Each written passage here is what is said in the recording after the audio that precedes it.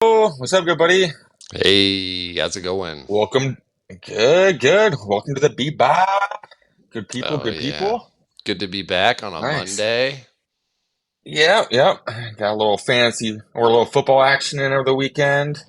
It's a little hmm disappointed I didn't see as many starters as I thought we'd see kind of going into the weekend. I feel like typically the second preseason game, you see a good amount of the starters, and I don't know, we saw like about a quarter action, I feel like, from a good amount of the players.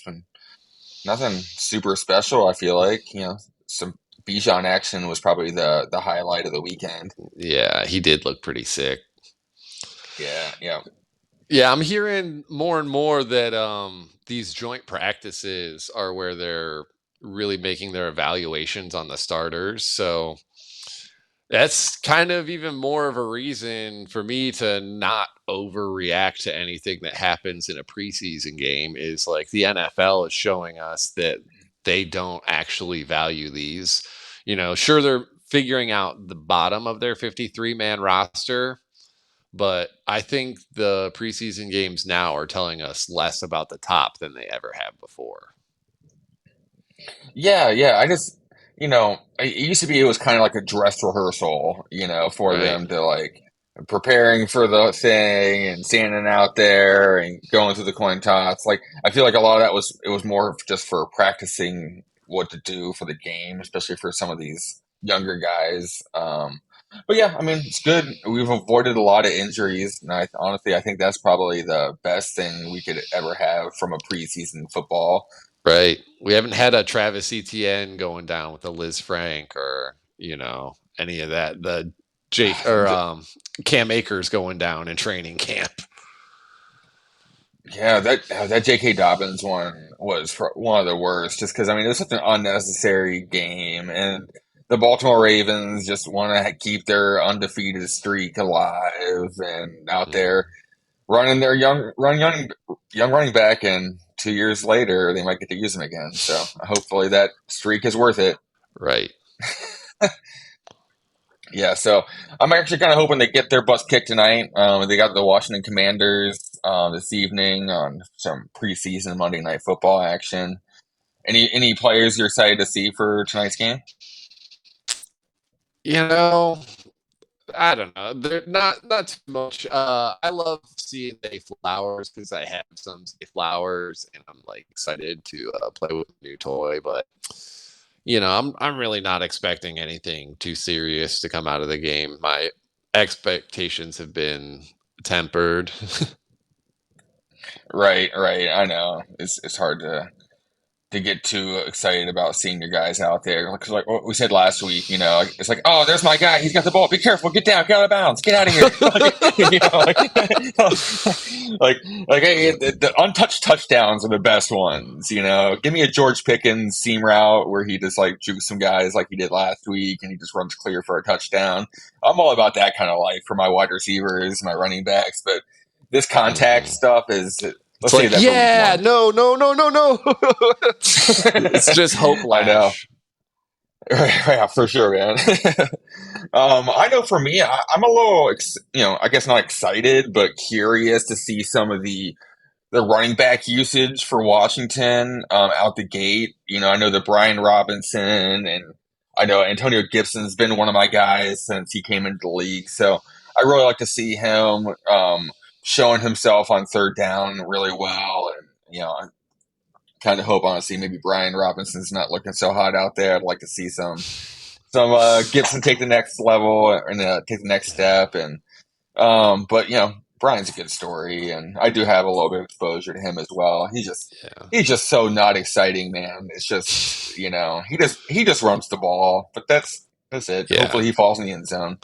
Yeah. Well, every Uh, Alabama running back dating back to TJ Yeldon has had at least 1,000 yard season. So, you know, yeah, I guess he can do it. it's definitely in his range. Yeah, it's in his range of outcomes. I mean, geez, they play 17 games now. Like the bar for like 1,000 yards receiving and rushing is lower than ever, really. Because I mean, even if you get to that 100 yard mark, I mean, you're looking at 1,700 yard season if you can get 100 yards a game. So, you Yeah. know, they're much below that now is our expectation. Where I felt like back in the day when we were playing some standard leagues, if those guys didn't rush for 100 yards, then they were pretty much garbage and worthless on your roster. And Right. those are few and far between nowadays. Yep. We're So down to Damian Pierce and a few others. yeah, I don't know, not many. yeah, But yeah, the no. aging king. Cool. So yeah, we're gonna talk a little bit about startups. I know Raymond got into one last startup here to end the season, so I know he's Yeah. kind of wanting to work through a little bit of some startup trades, kind of some strategy and maybe some tools we use or how we view these trades, how we execute them. So yeah, let's kind of get into it here. Yeah, I've got it's a home league startup and it's going to be so when you're in a startup with like dynasty people that you met in the Discord, there's things that you can expect. There's going to be strategies that all these people have. So I thought this would kind of be an interesting one to kind of share with you too, because a lot more people are going to be in like home league dynasty startups than you're going to be in like, you know, dynasties from like a Discord server with all sharp players. So I do want to like kind of document this one as it goes along, but I've got some questions for you because typically I'm the fantasy contrarian, and whatever everyone is telling you to do, I'm going to pretty much go the opposite way. So, one of my strategies, in the past few years of startups has been just going super win now because, my thoughts have been like, if I can strike now while everybody's focused on youth, like I can secure the easiest win that this league is ever going to see because everybody else is trying to build for later. But like, you know, when everybody's doing it, you've got to compete with all of them. When there's not very many win now teams, you're only competing with a couple other teams. So that's been my strategy before. And I've done a lot of spending a future first or a future first and a second to basically, my startup trades have been mostly moving into somewhere between the fifth and eighth round because you can get in there around that like first round pick. Or a lot of times for that first, you can pick up like the eighth and then like maybe something a little later too. But I do want to kind of veer away from that, and I want to. You've been very successful at doing startup trades, like um, in acquiring picks. Maybe Hmm. like moving back and selecting young guys while you acquire draft capital to build for maybe a run 2 to 3 years from now. But so yeah, I want to hear more Right. about that from you. Yeah, and it really comes down to the draft and the draft class itself. I've done a few startups this year, and honestly, my strategies changed a little bit in this year's draft. I felt very solid last year with the way that the 2022 class was kind of being faded in general. I was able to trade out of those second, third, and fourth round picks where a lot of those veterans slash second, third year players were going. And I was able to pivot down into the fifth, sixth, seventh round. And I was able to grab those Chris Olaves, the Jahan Dotsons, the George Pickens, and really load up on those wide receiver talents. And that really worked well for me last year. This year, on the other hand, I feel like we have a lot more hype based around that 2023 class, especially at the high end. Mm-hmm. So you have your JSNs and your Gibbs; those are gone at the end of the third, early fourth round. You're lucky to grab onto an Addison, a Quentin Johnston, maybe Zay Flowers sometime in the fifth, sixth. Where I that's a tough range sometimes to be buying the receiver three or four in this class. Where Right. before I was able to stack up almost the entire back end of the receiver class outside of Drake London and Traylon Burks that were obviously going at the top of last year's class before the season had kind of unraveled. You know, they had very clear path to targets and opportunities, so they were kind of getting steamed up that board. Um, yeah, but like I said, with this year, I felt myself holding true a little more and letting some value come to me, letting the board kind of come to me a little bit more. But I do still feel like there's good opportunity. You talked about previously moving into those fifth, sixth, seventh round picks, taking known points. I know we were in a startup last year. I believe one of your trade ups, or I got your 2024 first or 2023 first, Hmm. and you basically got Hollywood Brown. Yeah. Hollywood Brown was productive wide receiver, low end wide receiver one, high end wide receiver two last year when he was healthy. He definitely added value to your roster. Now you're looking at a year later as a piece that still has some use to it. It still feels like you can add production. May not have the same first round value at this Right. point, but once again, points production are still worth something as well. And if Vice Kyler comes versa, back, that story will change too. But yeah. yeah, or if Kyler doesn't come back and they have Caleb Williams going in next year, I think either way, maybe a topic for another show, but I think Hollywood Brown has definitely got opportunity as a buy window right now. That a lot of people are down on Hmm. Hollywood, but that's a whole nother show and a whole nother topic. So, all right, so like let's go ahead and bring up keep trade cut here. I think we kind of talked about this before as kind of a common tool that a lot of people use, whether you're a casual or you're in high stakes or whatever. I think that this is something that it's it's the value of how the community feels. So, Yeah. whether you agree with it or not, it's one of the best tools available right now for getting a large scope of how players are being valued in the community. Yeah. And, So, and these yeah, reactions aren't going to be completely real time because it's people voting on it and it takes a little while to affect the algorithm, but it's going to be fairly close to what your average dynasty player is thinking. for sure, for sure. So, the first thing that when you come in here, it's got Team One, Team Two for those of you who aren't familiar with the app itself. And then over here you have the startup mode. So we had the startup mode clicked on, which what that allows us is when we go to click in for the 101, it asks for the startup 101.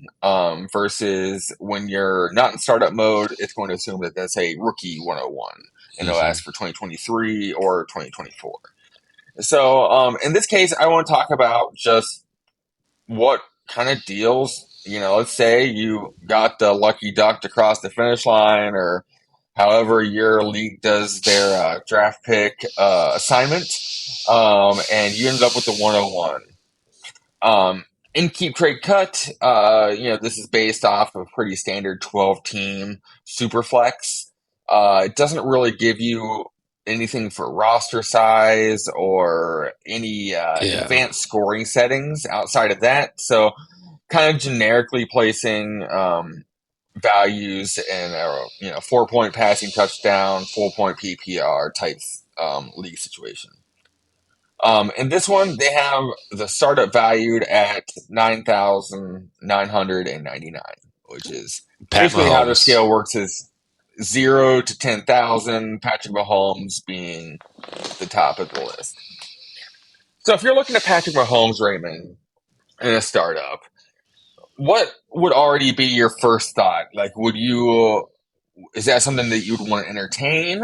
Are you looking to get equal value? What are you looking to do here? So, first thing I'm going to do is pull up my league's warp chart. And, you know, typically what you're going to find is that Patrick Mahomes is going to be the highest warp player in every league pretty much, except for I've seen some one QB leagues where the scoring's off and like, wide receivers and running backs might be a little bit more um like valuable towards warp than some of the quarterbacks. So as long as my league isn't janky and I get the 101, I'm just going to take Patrick Mahomes because, 9 times out of 10, he's going to score you the most out of any guy. Yeah, yeah, yeah, for sure. I, I do want to talk about because obviously we were big fans of the guys over at South Harmon. We support their work tool. We use it a lot in our league.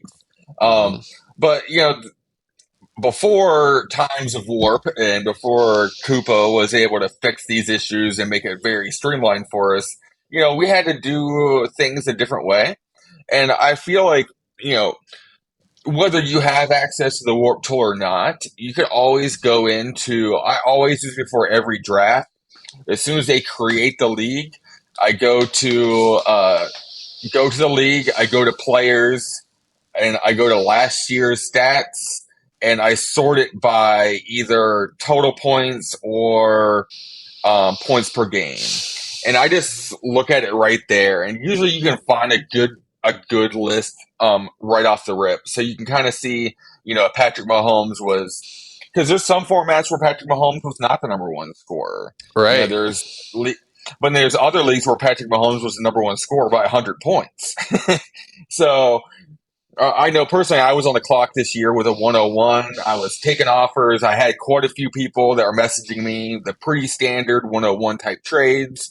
And I was like, okay, I'm listening, I'm listening. I looked at the kind of the basically the warp chart slash his last year's points per game, and I was like, wow, he averaged like 46 points a game last year in this format.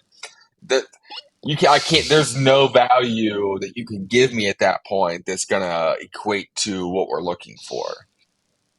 But once again, I would say most people, especially if we're doing home leagues here, are pretty standard 4 point passing, 1 point per reception, and no real rushing bonuses. So once again, keep trade cut is a great tool for that. So let's kind of go back let's go back through the draft a little bit. So obviously Patrick Mahomes is a clear 101. I think that you're right. I think if you have the 101, I don't think there's really much of a package that you can get in your startup that's going to make up the value for Patrick Mahomes. Because Patrick Mahomes is so insulated, and I have personally seen him dealt for 3, 4, 5 first round picks. I think that your best option is to go ahead and take Patrick Mahomes, and if you choose to deal him, the deal will always be there, and I think you've got 5 years to do it. Mm-hmm. So I think that's good. So looking at the 102, now you're looking at, I'd say we can lump 102 and 103 together as Jalen Hurts, Josh Allen. Mm-hmm. I'd say they're pretty similar. They have similar upside. They're similar age, good offenses. Are those either guys that you would look to move off of, or are they still kind of close enough into that Patrick Mahomes tier that you would rather maybe Yeah, stick around with I'm them? I'm gonna take Hertz. Like if I'm sitting at the 103 and it's Allen sitting there, like honestly, I'll take some offers. Like he's not in that god level tier for me, and you know everything that we're hearing from the beat writers coming out of Buffalo right now is that they're not not necessarily where they should be. So I don't necessarily have faith that he's just going to have a Pat Mahomes type performance just like automatically. So, I'm probably going to take him, but I'm definitely going to listen to offers, if somebody wants to Yeah, trade him. yeah. I think we're at that spot where like I would like to move back in the draft. I will caution some of you that are looking to make this move. If it is the 101 or 102 that is trying to make an offer for your 103, you got to really charge them because you're just handing them Patrick Mahomes and Hurts or Allen as to start off their startup with. That's a lot of heavyweight firepower at a long time for the quarterback position. So there's also, make sure you put the tax on. If you're looking to Hmm. move back to the 112, you're not as concerned because, maybe that guy is going to start with an Anthony Richardson, Josh Allen. But that might be good, but it also could backfire a little bit in their face with having that rookie quarterback who could be Trey Lance in 3 years, and you're looking at how do I flip him for 2 seconds. So, that's definitely one where you can kind of play with your league a little bit and how you'd like to build your team. So we'll start here with just the 103, and we'll kind of build back from that. Yeah, what am Um, I trying to get out of my 103 to make it worth it here? Yeah. So once again, if I'm picking at the 103, that means I'm picking at the back end of the second round, which means quarterbacks are going to be kind of off the board for me as far as the top 12 quarterbacks most likely are going to be off. Hmm. So at this point, if I'm going to move back, I would like to look at the back half of the first round teams and look and try to target into their second round. Um, for them to move up in the first isn't as maybe as attractive as maybe having two first round startup picks and trading off their second and third. Hmm. Um, so I think personally, I'd be looking at least their, let's say, I would like to stick in the before the 204. I think that puts you into the Deshaun Watson, Kyler Murray type Okay. range, which puts me very happy if I'm looking to punt in year one. If I can start off my team with Kyler Murray and already 2 to 3 first round picks into 24, 25, that's a team that I'm feeling very good about Kyler and possibly a Caleb or a Drake May. And then I'm just going to smash up these wide receivers and just have all the youth at wide receiver. I can maybe turn into more youth and a second round pick or whatever. Those are easy to deal pieces once I've started to acquire them. Yeah, and then if we have 2 seconds and 2/3, that means somewhere between the second and say like seventh or eighth round, we can afford to sell a pick too for another future first. Yeah, yeah. Yeah, for sure. Yeah, yeah. You get to a point where if you start doing this method, you we'll pull up another tool here in a little bit where it kind of really shows the ADP of these players, and find your pockets because every league is, they're pretty consistent. There'll be values, there'll be reaches, and some of your guys will go off the board.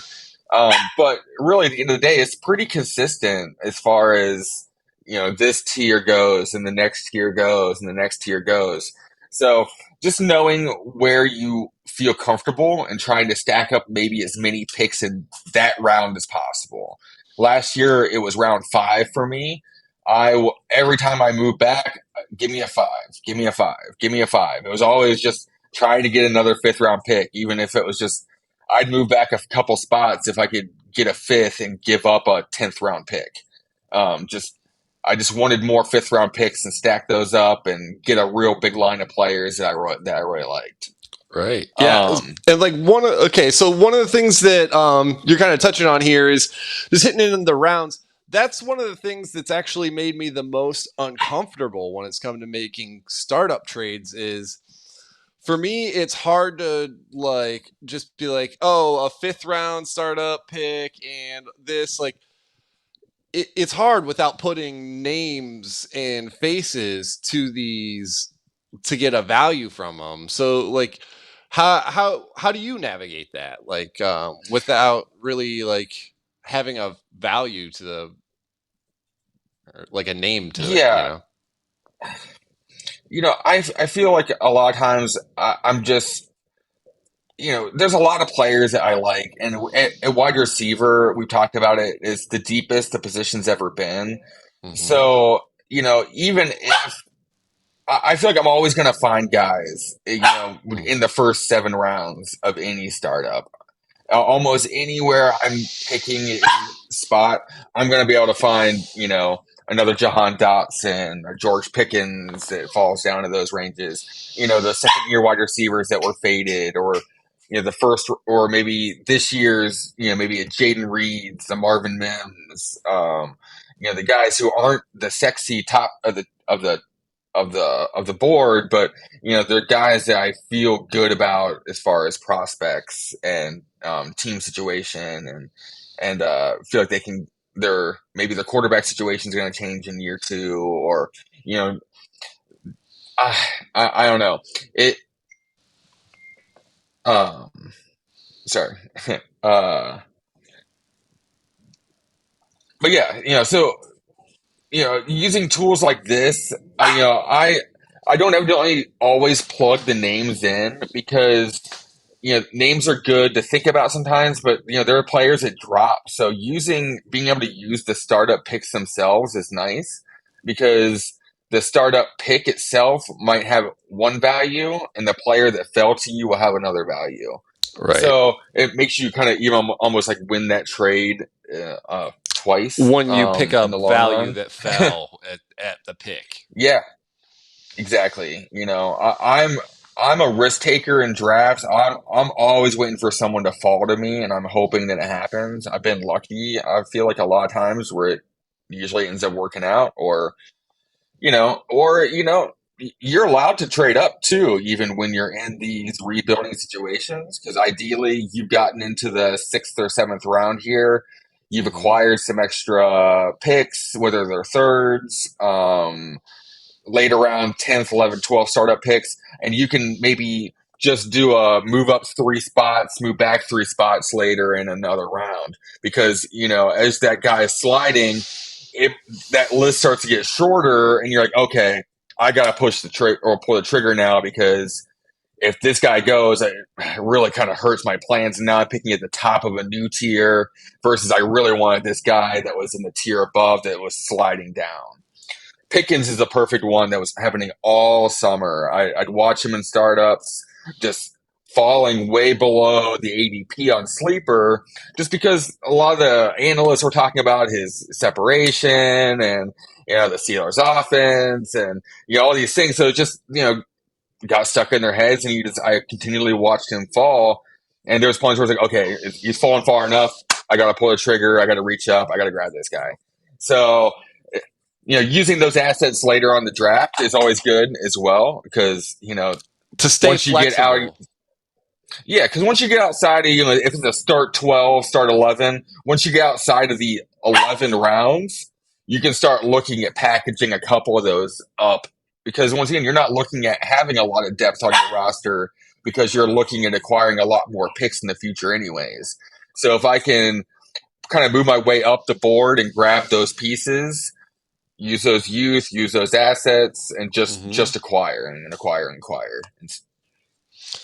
Okay, Um, so in the punt style draft strategy where we're kind of accumulating picks and future value, you actually just kind of brought up something that I never really thought about before, which is like the idea that having a lot of depth could actually hurt you in that position. And it's not like we're trying to pick bad guys, but maybe just focusing in on those guys that have perceived value who are either hurt or suspended for one reason or another.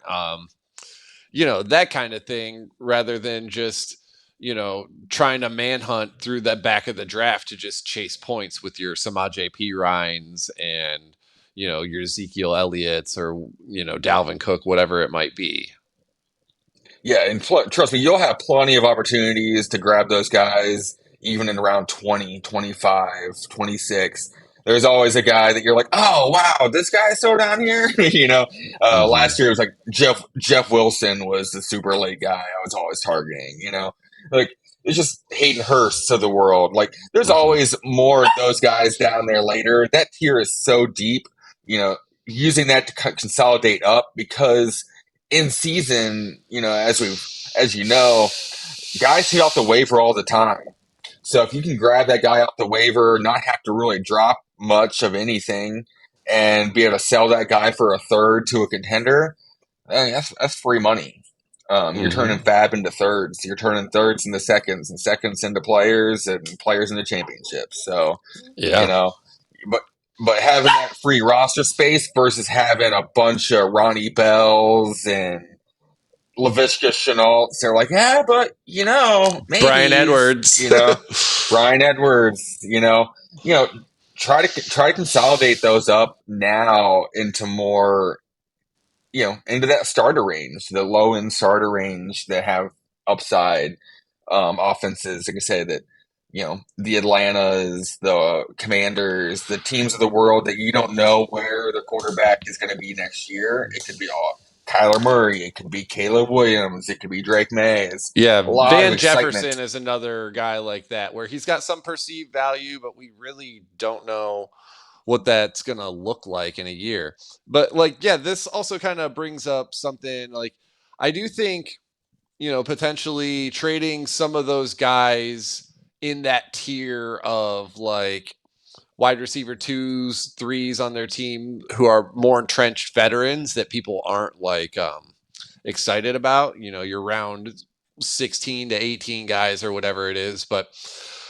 those it sounds like it's going to be a lot easier to move those during the draft than it is after the draft because people get more excited to trade for picks and will maybe do some deals that like they'll do a deal when they see it in picks, but like if they would have seen who like got picked with each of the picks, they wouldn't have done the deal. And so that's kind of been one of the things that's held me back from the startup drafts is not startup draft trading is not wanting to be on the wrong side of that regret of like, oh, I traded these picks, but like look what it turned into. Yeah, yeah, and and be smart about when you make these kind of trade backs. I have it plugged in right now. We're going from Hertz, Allen down to a Deshaun or a Kyler. We're getting a mid first, and we're getting a seventh round startup. It's got Mm-hmm. it slightly in our favor, but I'd say honestly, most teams wouldn't blink too much at a deal like this because they can If I had start to off. throw in a 10th or 11th rounder on top of the 103 to get it done, like it wouldn't be too much, I don't think. Yeah, and honestly, I wouldn't. I would try not to, because once again, we talked about it for teams in that start 10 and start 11. That's the end of the range where those players are still being drafted into starting positions on my lineup. Okay. So, those for me is like your Jaden Reeds, your Marvin Mims zone, your James Cooks are starting to fall around there. Like, not that I want a running back in this kind of build, but a player like that where like they're your last of your might be able to get a first round pick for you someday type tier in that 10th round. So I'm probably going to try to go a little bit later than that if I can. If I can go, I'd probably offer them like a 13th and maybe settle for like a 12th if that was their counter. Mm-hmm. Counter a couple rounds later than I want to actually give up, and I'd probably be okay with it. But this team's going to start off, because they're obviously going to probably be picking from the 108. So they're going to have the 103 and 108. Justin Fields, Justin Jefferson, something like that is going to be their start. Um, so my first thing that I would do after I did this deal, I would come back. The clock comes back around. I'm now on the clock at 2:04, and then I would be back on the clock at 1:08. Yeah, 10, Yeah. 109. 9. Yeah, 109. So I would be looking now to also move back in this Okay. 204. So I'd try to do a similar deal where if I can move that 204 back into, honestly, I'll go further down this time because I already got where I wanted. I wanted that 24 first, and I wanted to kind of clear myself off of that big asset. So now I'm going to try to go for someone else's 24 first, or maybe I might go back to that same user's 25 first and try to acquire more picks between rounds 4 and 6 or 4 and 7. Maybe I'll start stacking up seventh round picks at this point because I already have Mm-hmm. one. I have my own. I might just go ahead and try to grab another one. So let's kind of do it this way a little bit. So we got that 204. We're gonna try for another 24 mid first. It says that it's 5,000 to 7,000, which honestly, they're not that close because a mid first. I mean, you gotta take it as what it is. It could be mid, it could be late, it could be early. Always Yeah, assume, especially in startups, they're always mid. and it's also good to remember that like keep trade cut is amazing in the middle. When you get too close to any of the edges, the functionality of it kind of breaks down. So like, when you're dealing with those top couple quarterbacks, like they're not going to quite value it as much as you actually should. And like when it comes to some of the late guys towards the end of the draft, they're actually kind of valuing it a little bit more than you should, Hmm. Yeah. where they're saying that maybe a guy is worth a third or a fourth round, but it's impossible to get that for him. So like I'm saying, like keep trade cut's going to be great in the middle. Anything else we're going to take with a grain of salt.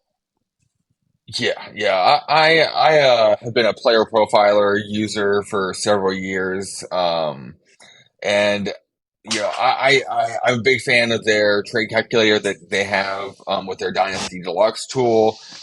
Just for example, like Patrick Mahomes, uh, his value compared to the 112 in a startup, it would basically take two 112s to equal Patrick Mahomes. Where in keep trade cut, if you put two 112s, is going to bury Patrick Mahomes. Right. So, there's always going to be, find your own trade calculator, find your tools that work best for you. We like to use keep trade cut because it's a free tool. It's available to anybody, and it does kind of give you a good baseline, even though it may not be the definitive tool that we're going to use to make decisions in our leagues. Mm-hmm. All right. So in this one here, I have it pulled up now as um, moving down from the 204 for a mid first, a mid second, and the 704. So we're dropping 5 rounds here. I probably honestly wouldn't want to drop that far. I'd probably try to get a little bit higher up. But once again, we're looking at these first round picks, and that's really what we're looking for. Um, let's see if we can get into the sixth round, maybe a little bit Or even better. I think like the first and a startup like fourth round might even do it. Oh, that's Yeah, actually it's saying pretty it's okay. yeah, pretty much perfect dead on here in the sixth. Which I Which would once again that I would want a little more, I that- think. yeah, and I take what I feel like sometimes are L's in the startup trades, and I tell you, I almost always look back and say and they feel really good. um, So you're so saying you would you know, do this? You would trade the 204 for a first and the 604 or whatever? this would be the bare minimum. I believe I could get stuff on top of this fairly easy. Um, I think I could even start looking at a 25 mid second. I think that would be something that could be interesting to me. Um, Stuff that seems easy to get from this team. Because, yes, okay, yeah, we haven't picked a pick yet, but we're coming up with our pick here in the second. We have a third, a fourth, a fifth, two sixths, two sevenths, two 24 firsts, and an extra 25 second. So we're already feeling pretty good, and the only thing we've moved off of is the one asset in Josh Allen, and we still have a sixth round pick and a seventh round pick that we haven't even got to select yet. So let's say Kenny Pickett falls to us in the sixth round, which Mm-hmm. what we've seen in these startups happen pretty often. We now are talking about Kenny Pickett, two first round picks, and our seventh round pick, which could be we're talking about a Jaden Reed, Marvin Mims type player for Josh Allen. you know, that pick starts to already feel a little bit better because, we're able to make those picks on our own versus if we waited and tried to sell Josh Allen, we had to find the one owner that wants Josh Allen and also has quarterbacks that we're interested in Interested in. buying. Exactly. And that's what makes it hard. Now I can make all the decisions on myself. I can go grab my Kenny Pickett. I can grab my Desmond Ritter, my Sam Howell, something like that, who I maybe believe that's going to take a step here in year two, but Hmm. I'm getting a lot better value than I am out of Josh Allen. Last year, Daniel Jones, you could have been getting in that sixth, seventh round. You feel great about that right now. you know? Right.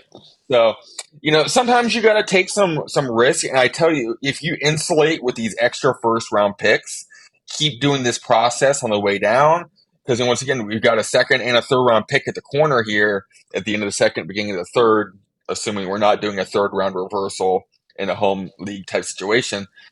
We can still even add. I mean, Kyler Murray's been slipping into the third round.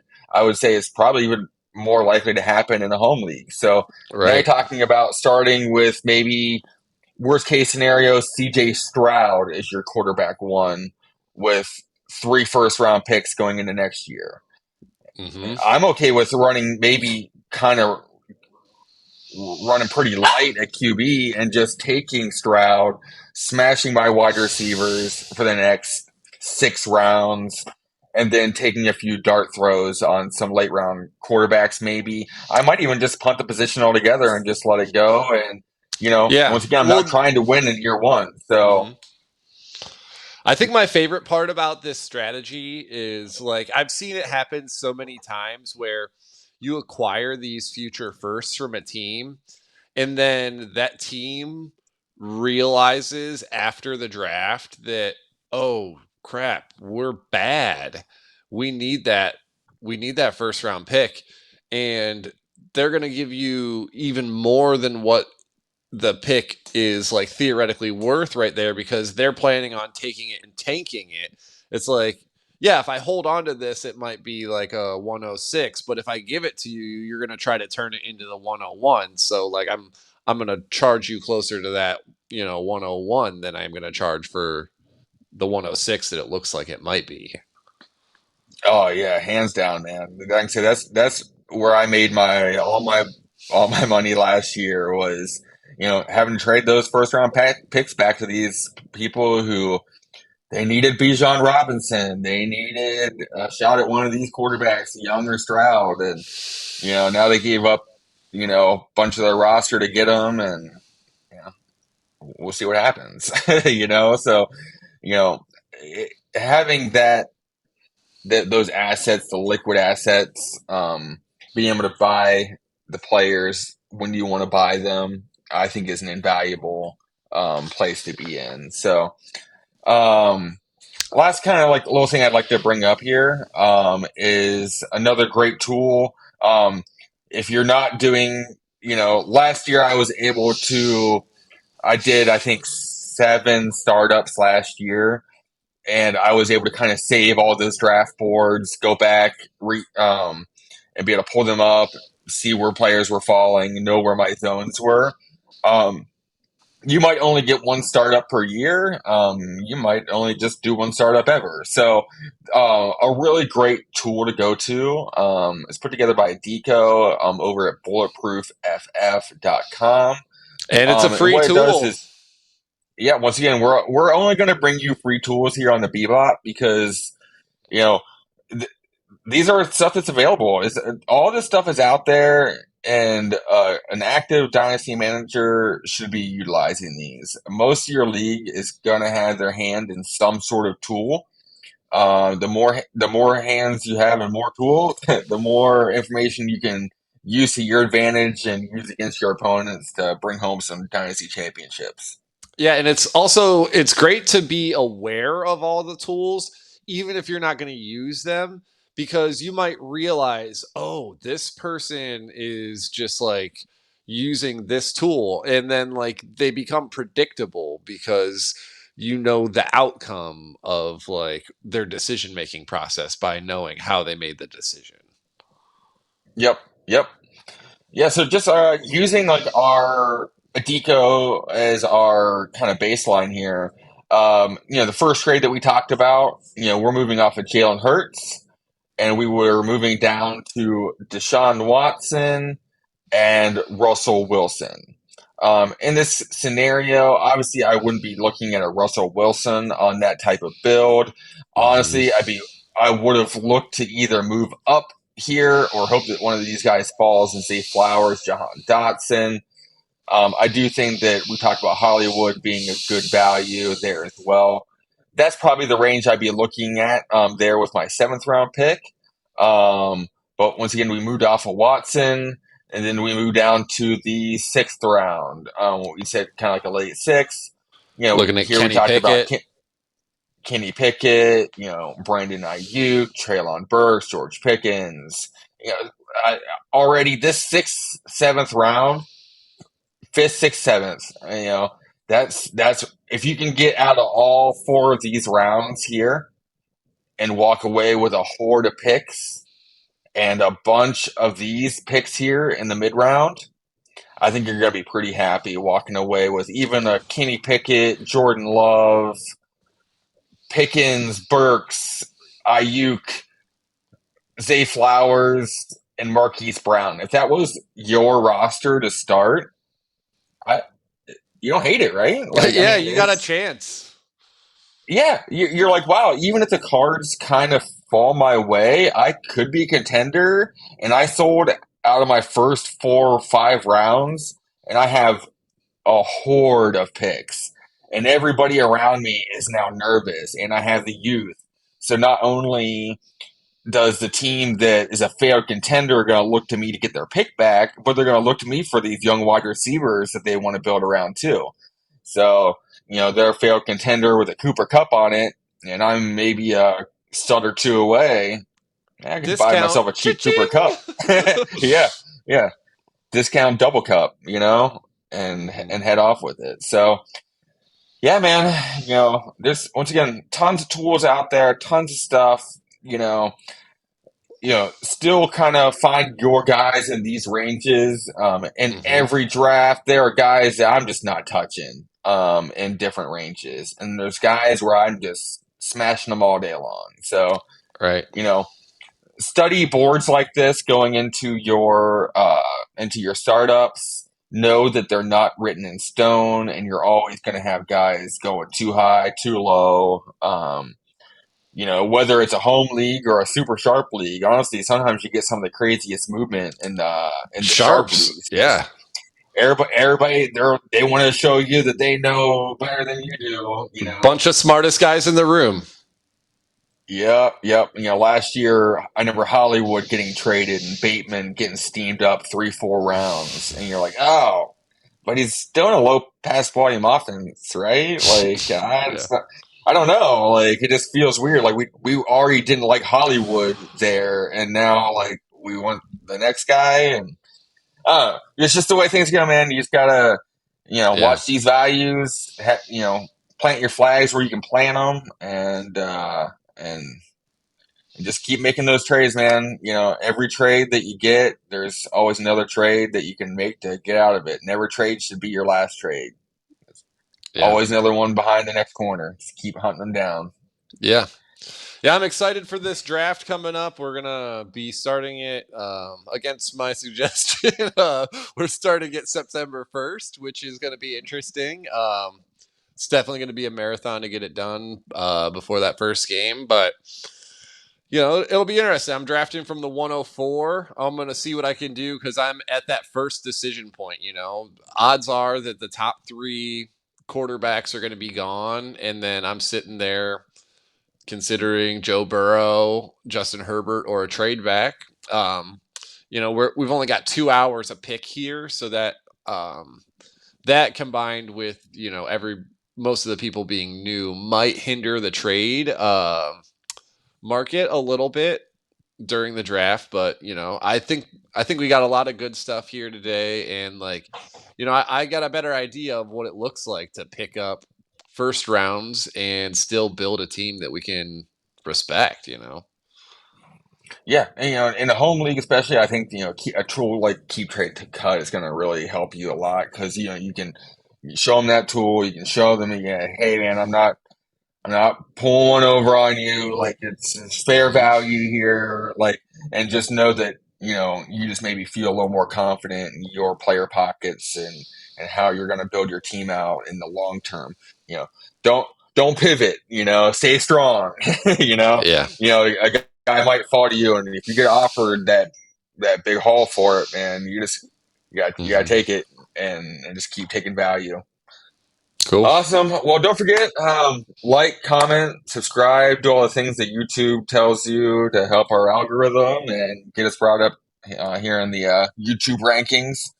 Trying to get up another tier here and get our dynasty advice out to as many people as we can help.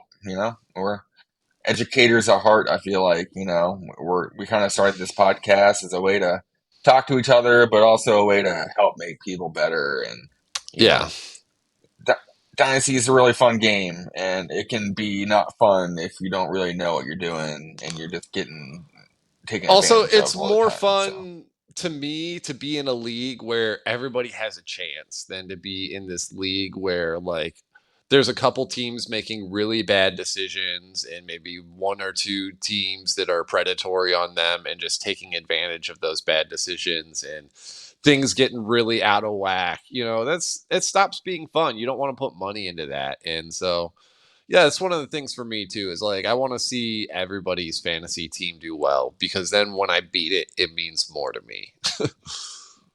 yeah, yeah, yeah, for sure. Yeah, you don't want to end up just building a super team because you just got lucky fishing for a few months. But you know, also wins are wins. Gotta take them where you can.